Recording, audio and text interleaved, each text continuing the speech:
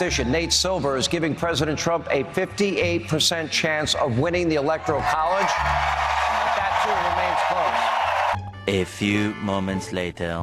But as you've said yourself, you can't speak for the vice president. These are things they're telling you. Who knows what they're telling other people? My guess is they're telling anybody who's donating to them exactly what they want to hear at this point. What matters is what they say publicly and what they will stick to. It's not looking good, y'all. It looks like the walls are closing in on Kamala Harris. The ceiling's coming down and them spikes is about to impale because she is going down drastically in the polls. She thought that she would get some sort of DNC boost. For those who remember during the DNC, if you were paying attention, they were actually saying that she was like slightly going down during the DNC. I guess all those Trump deranged conversations and bringing out the giant Project 2025 book wasn't quite as effective as they thought it would be. Nate Silver, as of today, is predicting Kamala Harris losing by upwards of like 14 points. Take a look. Donald Trump is now the candidate who has the momentum edge. Nate Silver, the polling analyst / guru, has done an extensive analysis, and as of today, he has Trump with a 56.7% chance of winning the presidency versus Harris with a 43% chance. Now, that's almost a 14 percentage point drop since his August 14th odds. Now, as far as the all-important swing states, those odds are also in Trump's favor, according to Silver. Again, his trend analysis has Harris up only in the battlegrounds of Wisconsin and in Michigan. Silver has Trump with a far better chance at taking Pennsylvania. I guess they're not buying that fracking walkback of Harris's, and Nevada and Arizona and Georgia. And by the way, I love that Governor Kemp is putting the party first there. Big event, I think, with Trump coming up in the state of Georgia. And Trump's chances of winning North Carolina, check this out. It's up at a whopping 69.9%, according to Silver. And that's not all. If this continues, by the way, get ready for the Never Trump heads to blow off the shoulders all across the country, because 4 out of the 6 big betting markets, that's people putting real money on this race, are now favoring Trump to win as well. Gamblers were apparently unmoved by Harris's performance during her CNN interview last week, which did little to impress her naysayers and even earn criticism from Democrat voters. Due to the complete ineptitude of Harris, right on the heels of Cadaver Joe, Sleepy Joe Biden, now you got Kamala Harris, no policies, afraid of interviews, disastrous interview, whining over debates, like dodging debates, dodging the press. This whole thing has got the leftists losing their mind because Trump deranged Mark Cuban. Okay, this is like one of the most Trump deranged guys on the internet, and I know there's a lot of them, but he's another one amongst the ranks, one of the richest ones, one of the big donors to the Democrats. He's having a complete meltdown because he sees the writing on the wall. He feels like he's up the creek in a little boat, no paddle. Like all he can do is use his hands to try to go against the current of the Trump River, and he's about to hit the waterfall on November 5th, and he doesn't want doomsday to come, and he's over here trying to defend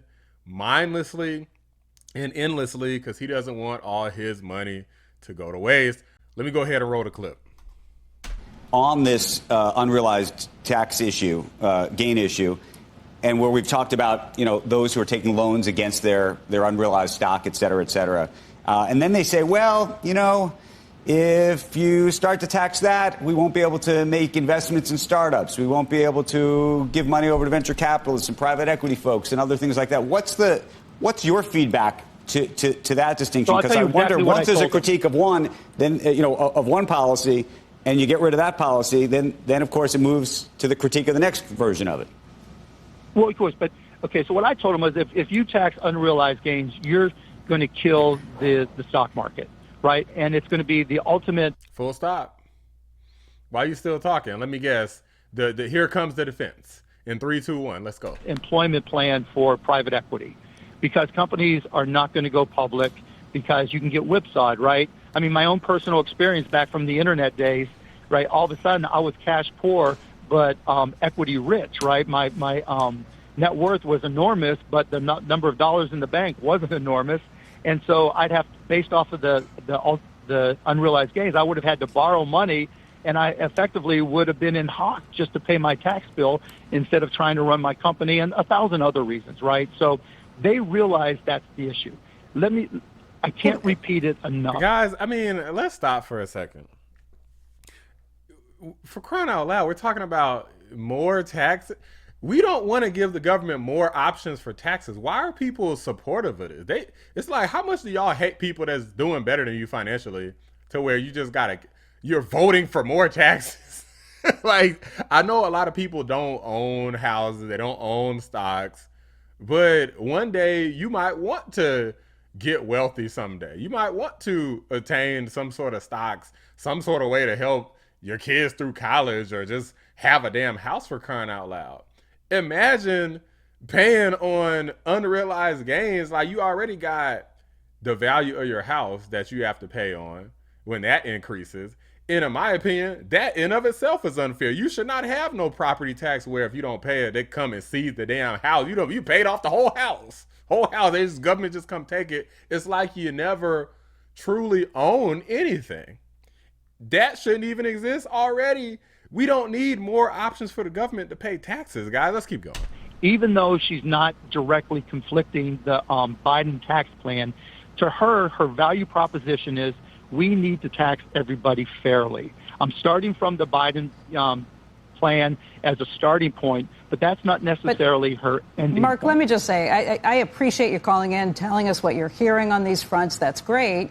But as you've said yourself, you can't speak for the vice president. These are things they're telling you. Who knows what they're telling other people? My guess is they're telling anybody who's donating to them exactly what they want to hear at this point. What matters is what they say publicly and what they will stick to.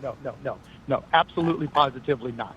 Right. Let me just be very clear. I don't know. Like, why do you think that they're telling you the truth and not telling other people other things? Well, if they won't say it publicly, say it publicly. Tell all of us so that we can hold you to it. I get it, but you've got to get the details right. You can't just... Yeah, but we have 60 days till an election. Like, you're asking people to take a flyer. Even if it's the day before the election, right? Even if it's the day before.